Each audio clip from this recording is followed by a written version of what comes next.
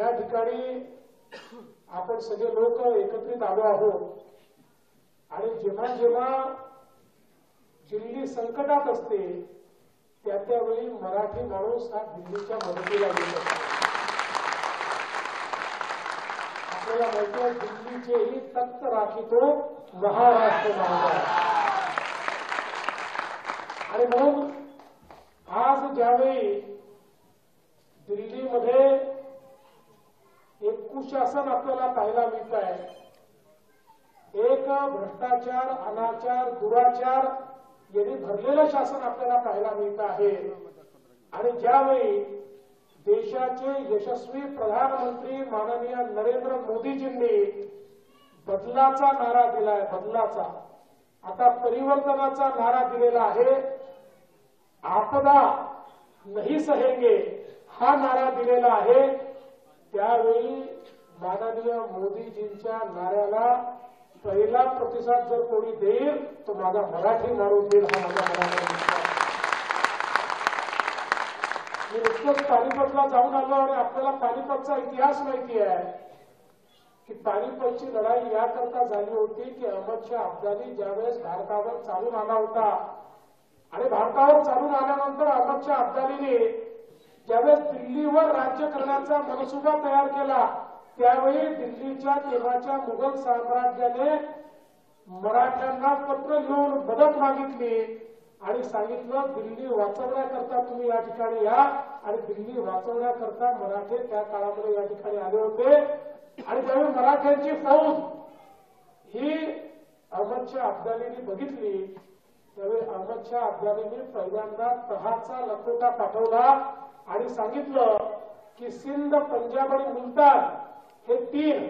माझ्या अफगाणिस्तानचे किंवा माझ्या राज्याचे भाग आहे असं जर तुम्ही मान्य केलं तर उरलेला संपूर्ण भारत हा मराठ्यांचा आहे असं मी मान्य करून या ठिकाणी जाईल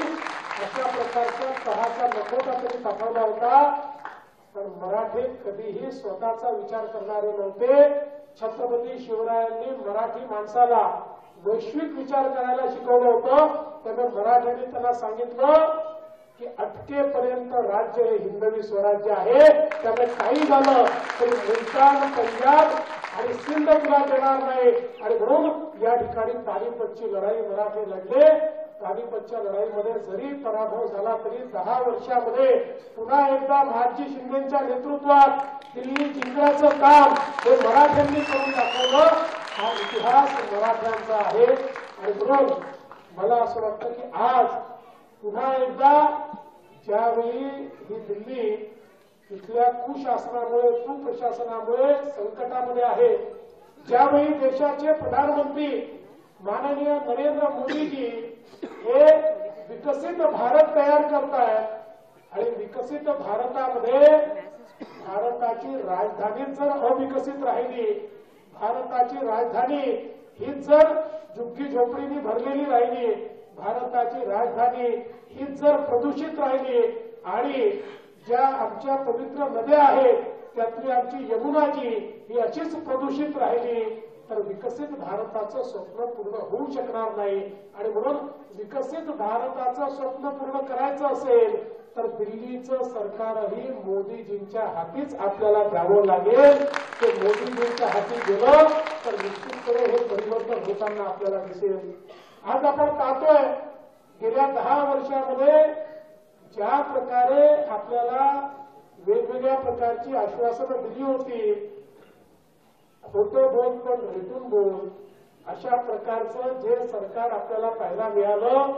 खरं म्हणजे मी तर नेहमी असं म्हणतो की ऑलिम्पिकमध्ये